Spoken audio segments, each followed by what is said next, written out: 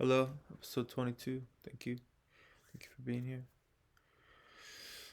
Things are really escalating for people such as myself, friends of mine having breakthroughs that normally just things happening come over a weekend that would normally take months or years.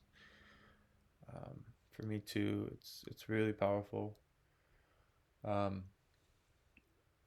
it's part of the veil dropping. It's all that energy that we were being kept from. It's the way forces balance each other out. They rise to meet each other. So this fear and all this contraction that's occurring is actually really the most critical part. It's the collapse of it's where the part in the contraction that leads to the expansion, because it turns into an explosion. It contracts so much it explodes. Somehow we're gonna ride that out. And that's what I'm here to help with, to prepare you to be detached enough to do that.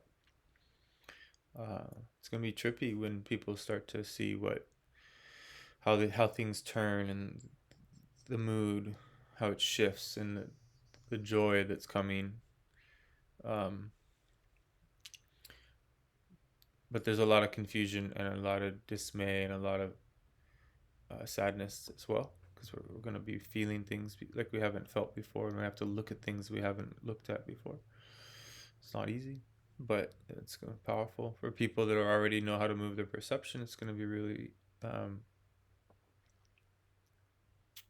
unprecedented. So again, the tortoise and the hare, like the tortoise is the route to be, because there's no reason to speed ahead anything, because what's coming is so fast. It's going to change anyone that's in place for that kind of intensity. So really you want to just like check your ship. Like, is it working? Are all the things going good? So the magical passes are the thing that fixes the vessel or something of that nature. You want to check in with your whole being.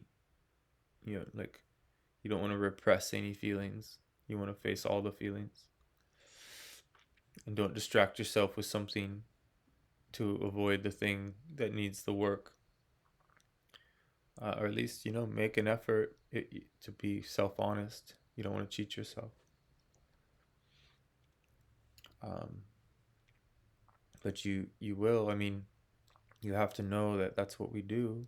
We cheat ourselves. We're at war with a part of ourself that's really hard on us, or is not supporting us in the way that deep down our longing uh, is offering. So it's a matter of what's being offered here. The hard voice is offering a real specific goal orientated achievement, 3D, win, lose, black and white, good and bad kind of story. And then the non-linear, the soft voice is trying to help you see how transitory all this is. It's trying to show you eternity. It's trying to affect you, change you through your your emotion. It's not like we want to be emotionless. We want to heal our emotions so that we can be without emotion when we need it. So you can't just turn it off. You have to face your stuff so that you understand what triggers you, why, and then you become learned. You become knowing. Knowing of oneself is the only way to know, be of knowledge. So these a lot of 3D people thinking, well, as long as I can move my assemblage point, I can reach a certain state of dreaming, then I can do all this, and they get all entangled in their achievements, and it enslaves them. They can't see beyond, and it's hard because they're like, well, I found this secret that nobody knows about, and it's true. It's addictive. You want to, like, I don't know. It takes time. It's hard. You can't tell somebody who's figured it out that there's more, because they're so fucking stoked. they figured something out outside. They found the abstract. It's true. You're like, yeah, you did. And so that's how cults work, right? It's like, well, this guy can move our perception, so he's our leader, and he's the only one, and all these things. So it happens. It's just the way it works. Um, I've a I have some questions come in from my Reddit page. I have a Reddit page for those of you that might be interested. It's uh, called Perceiver. So that's the subreddit over there. So when you're over there, you just type in r/perceiver. Or you can link to it through my YouTube channel. There's a link. But I was asked about my old teachers, so I'll share more. I haven't shared much at all of some crazy stories, to be honest. But um, yeah, and then yeah, I got kicked out of the Castaneda Reddit over there for it said that I made up my stories. I get it. I should have been more careful how I introduced myself, but um, it's a matter of time. I'm known in the Castaneda world. It's just a matter of time before people validate. Like I have my video up. I'm not like trying to hide or be. They're saying I'm some troll and that I've made up extra characters in the Reddit world, and I'm controlling different people. Um, which I have no idea what the fuck they're talking about. Um, it's very strange. It's very powerful, actually. What they're doing over there is really dynamic, so I'm stoked for them. I was hoping to chat with them and play ball, but got kicked out for a variety of reasons. There's some misinformation said about power plants, like extremely just so inaccurate that it's just like, whoa, what the fuck are you guys talking about? Um, but hey, it is what it is. I hope I've offered to meet with anybody over there on Zoom and chat and see how we could, have a live debate or something just to get back to the basics, start over and introduce myself and so that uh there's no because I'm being accused of not producing the material evidence of my experience because my teachers weren't on the internet and um it's pretty insane. It's pretty dense, but I look forward to and I'm happy to share whatever information is being needed. But if a person can't tell that a person ha- like this is getting pretty silly, right? So it's just a matter of like facing each other and talking, discussing, coming to terms with things. Um, I'm a student of very rare people, including the students of Castaneda and including the cohorts of Castaneda. So to disclude me from a subreddit that includes the name of one of my teachers in it, and everyone in there isn't a student to that teacher whose name is in the bio, and am a student to that person, and I'm not allowed in there. That's insane. Um, So my first teacher that was fully shamanic was at 16. I had already trained with some really intense, dangerous, schizophrenic, powerful people prior. But at 16, I met someone that was fucking absolutely out there. Capable, skilled, gifted, rare, fearless. Um, I'd known him my whole life. I'd known of him.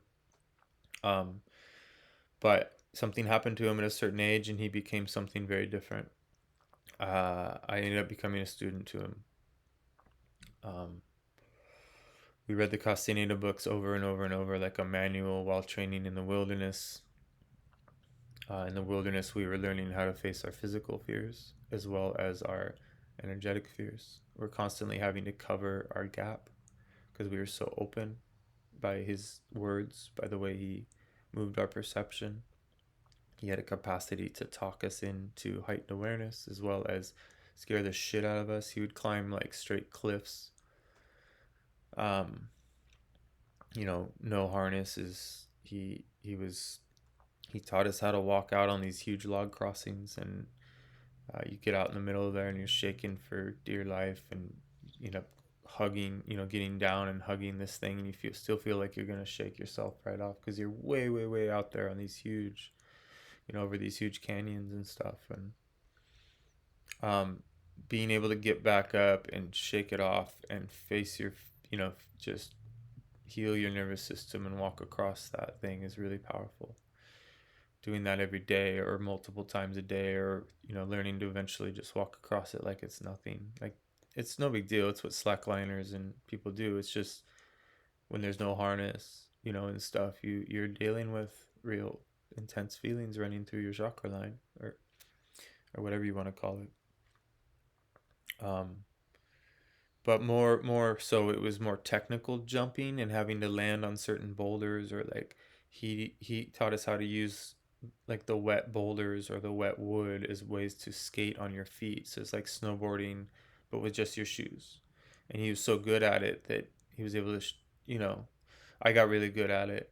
um and there's some sick shit you can do with that, like especially in the rivers when you're going from boulder to boulder, and then you can just fall into the water.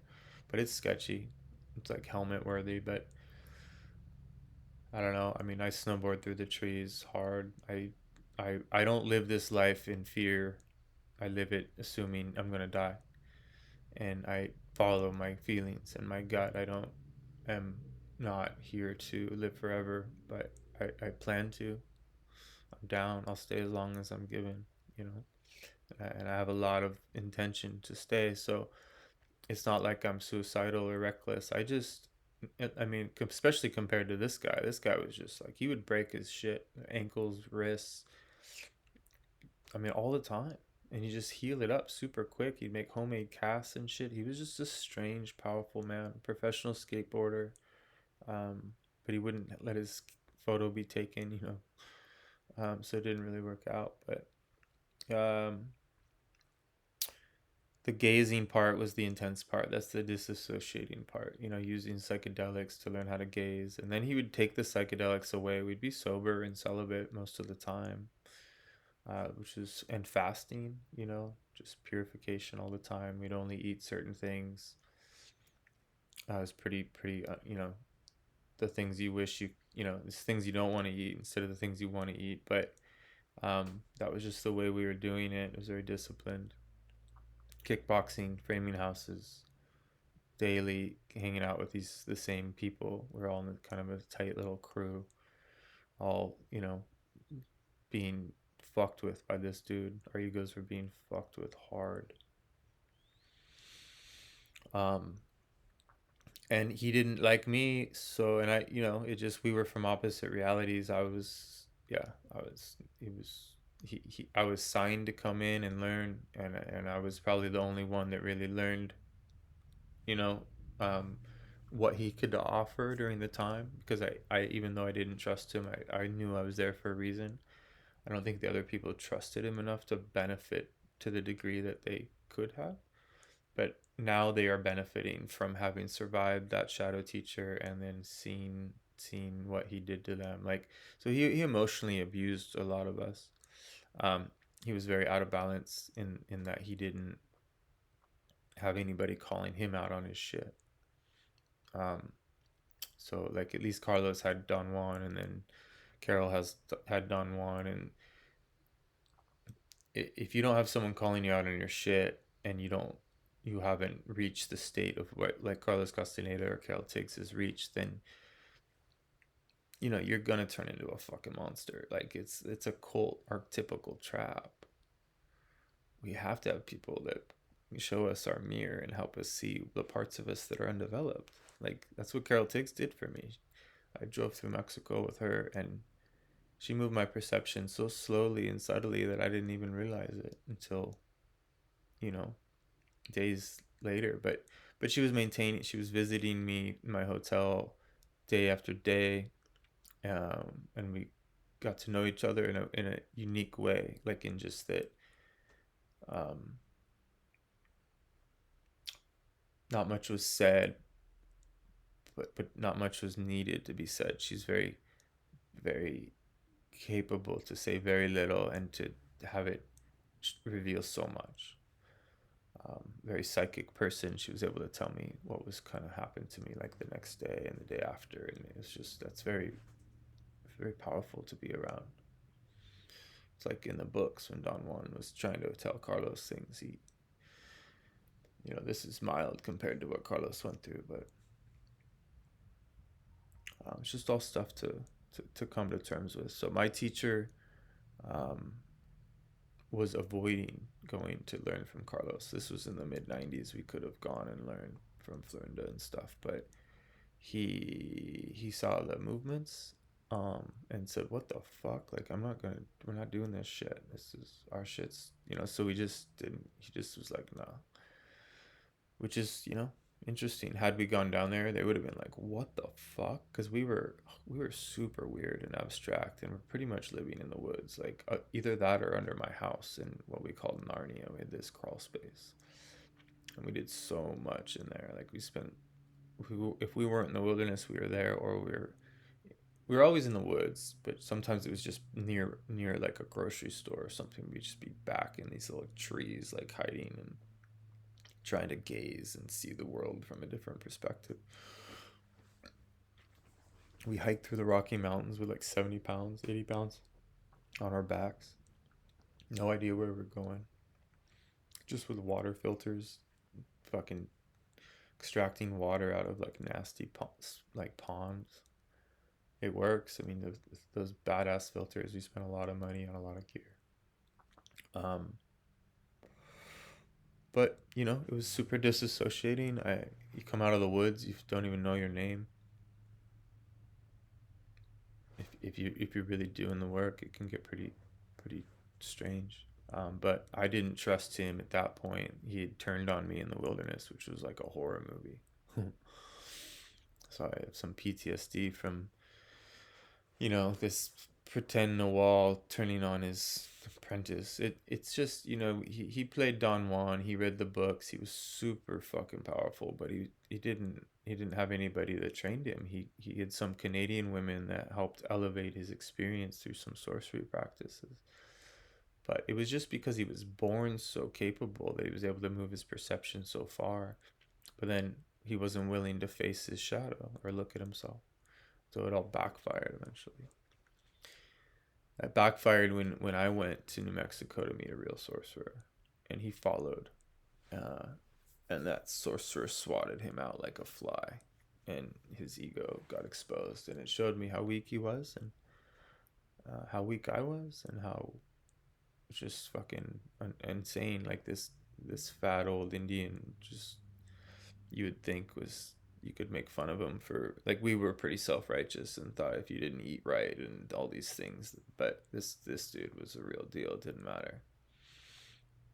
But I found out why, like he's borrowing energy from all these women, right? So the world is a funny place. He was a very vampiric, powerful sorcerer who learned from his grandfather at a very young age. um, and he was taken from his mom the day of birth, so he never saw her until, like, I don't know, years later. Like, that way his perception would never be moved to the normal perception. It was always, he was raised amongst a shaman who didn't allow certain hypnosis to enter, and that's what made him so capable and gifted. That's why he could be overweight and smoking cigarettes and still do the things he did, because he had a lot of helpers and old sorcery tools. There's a lot of shamans like him in Mexico, but he's especially rare in that his helpers were very capable, and he was like a walking portal. He literally, like, he would just collapse and voice would speak through his stomach. He could drive without, he could drive fully asleep, snoring, like drool coming out his mouth, because this other part of him, and I mean, I tested it. He was, I drove with this man all over southwest of the U.S., and so did many people. It's many people witness this. There's a whole cult.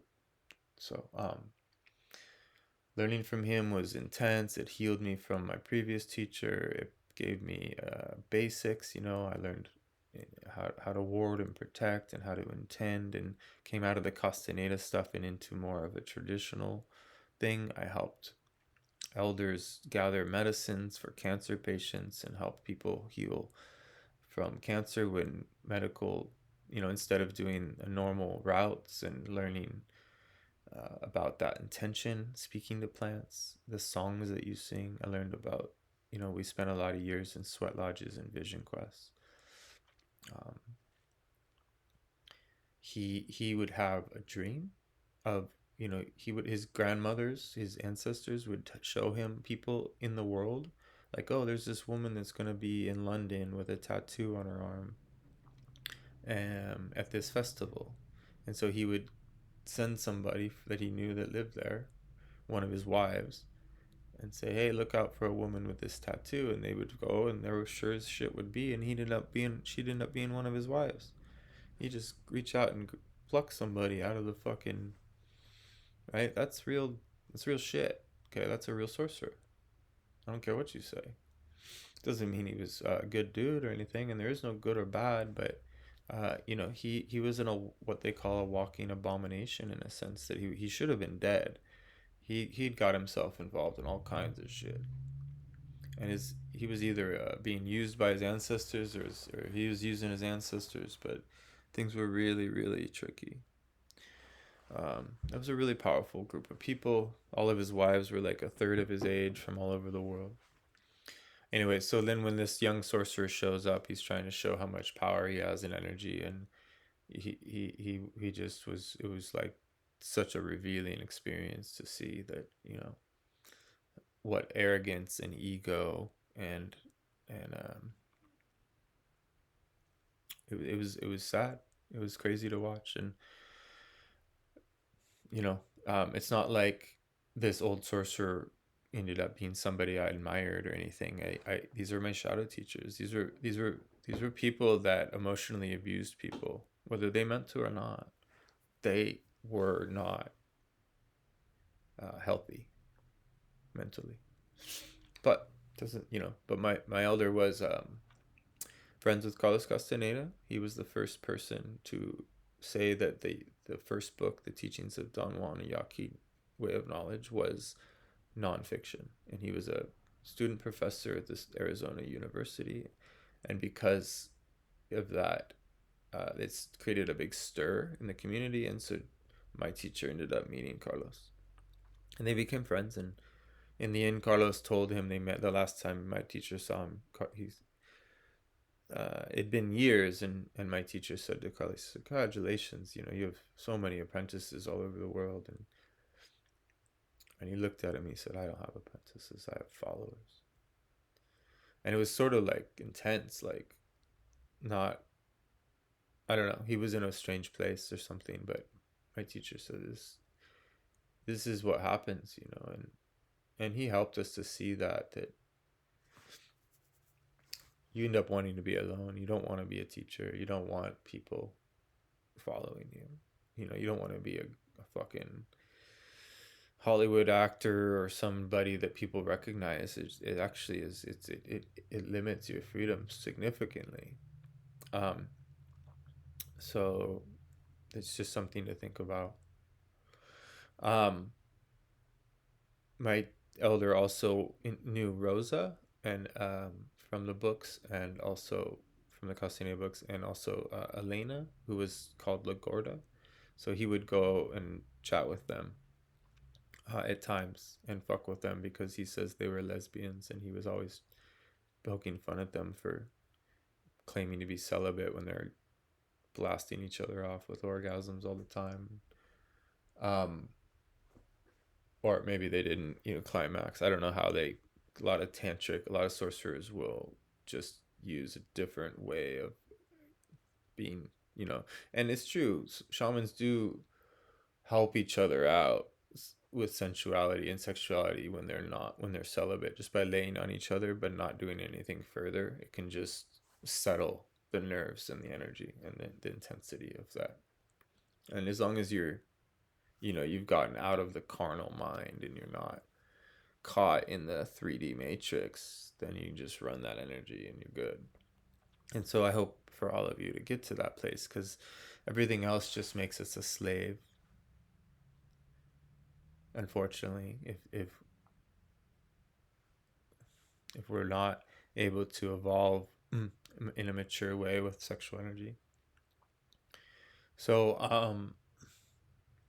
it was quite the showdown when my two teachers were in the same home together.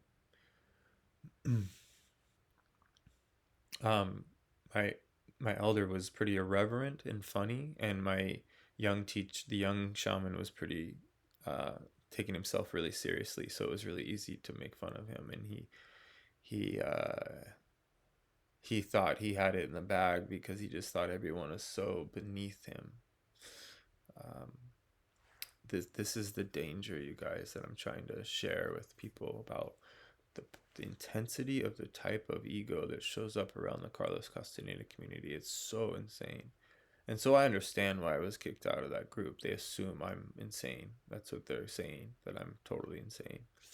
Um, and yeah, I mean, I am. So are you. You know, everyone is. Like, we're all fucking people that are on the way to returning home, and this image point has to become loose, and in the process you leave the sane world in order to move into the unsane, which is to be insane for a period until you become a sober seer. And we're all in that transition. And so the people that are attacking me and trying to and making lies about me, and saying that I'm a liar, um, you know, it's that's your shadow. Like, you're everything you're saying about me, you're actually is about you. You just don't know that because we're all one. And yeah, you think I'm totally just somebody else, but once you get to know that's not true, then you it's going to be tricky to come to terms with it, because you're going after me so hard, it's you're invested in it. You're saying that I'm coming after you. I have no interest in you. So this is just a massive paranoid, delusional, schizophrenic confusion of sorts. I'm not surprised, because the Castaneda world's full of strange stuff, and Rennie warned us not to go into these computer or into these internet or online communities, because there's real aberrants. Um, so I've gotten a first-hand witness of that. I hope it gets, you know, healed. I hope that there's an opportunity for a mature way to move forward with that, because it's gonna have to. I mean, the truth always surfaces. Um,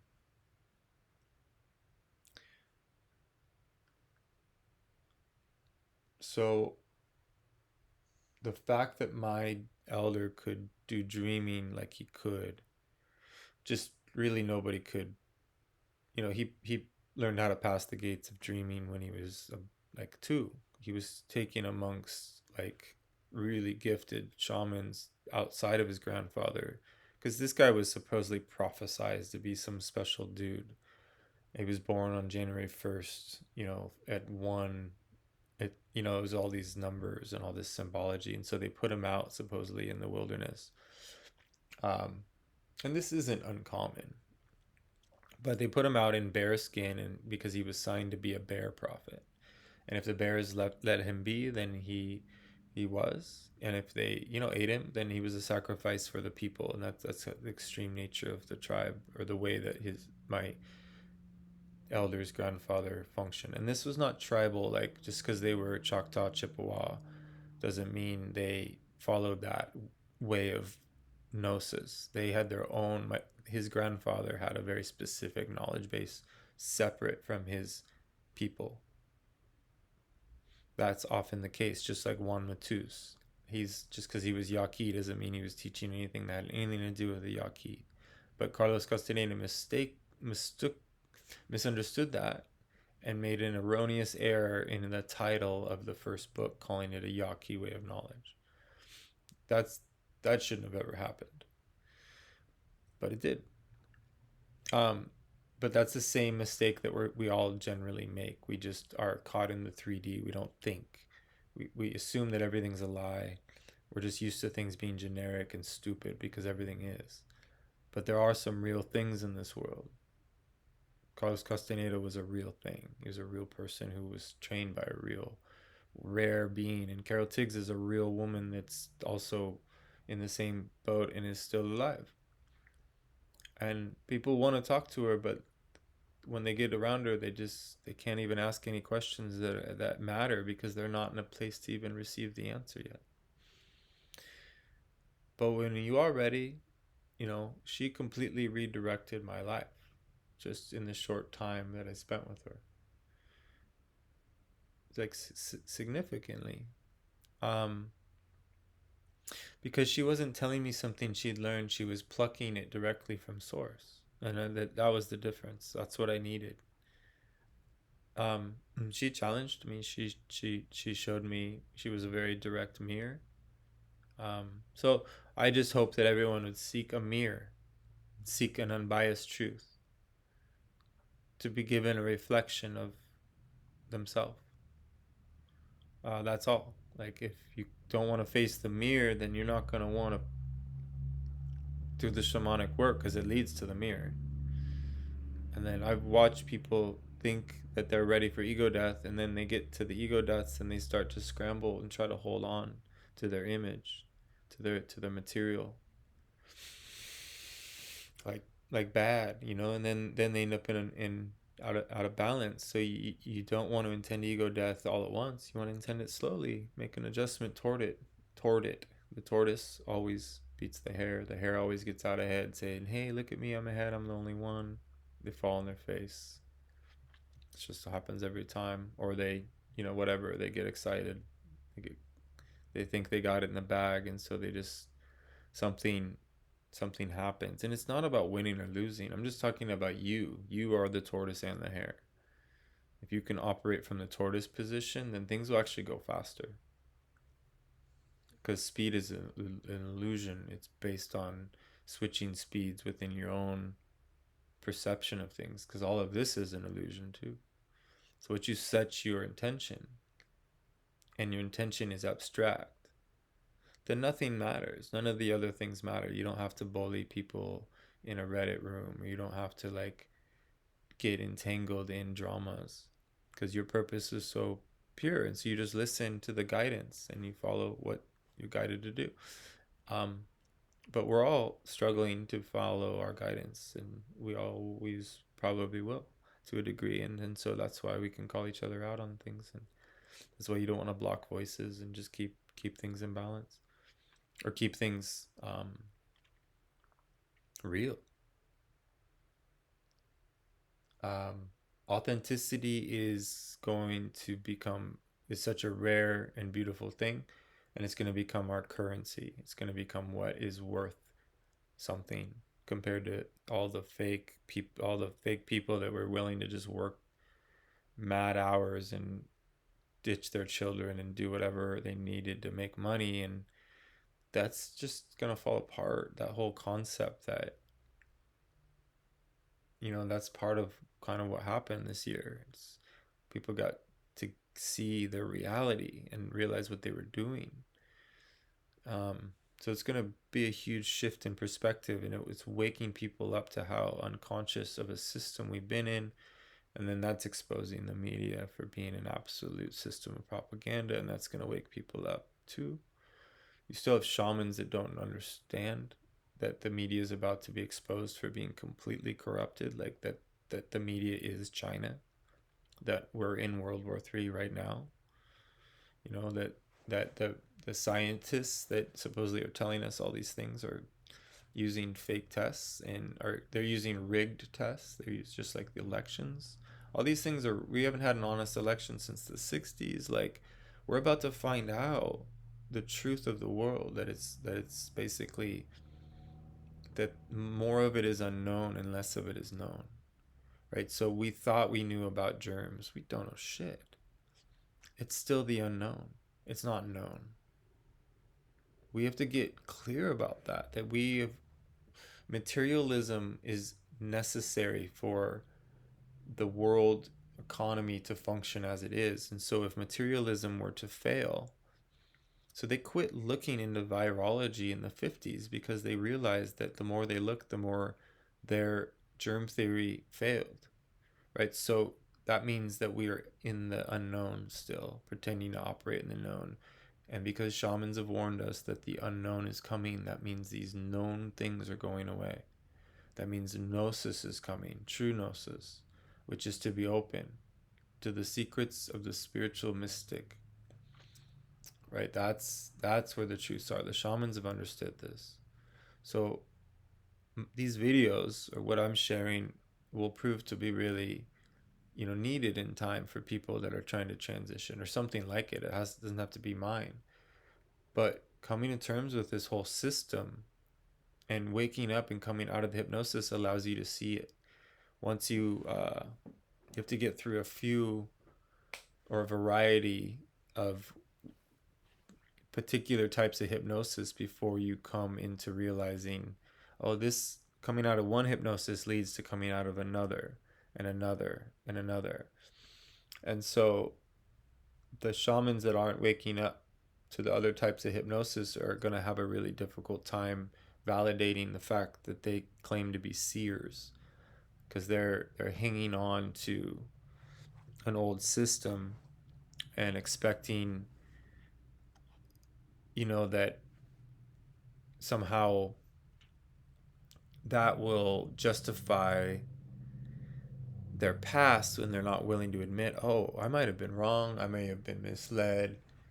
If they were just open to the concept of maybe that there could be another solution. But it's when their bias is so strong that they believe in all this magic, but they won't even look at the world of information and misinformation.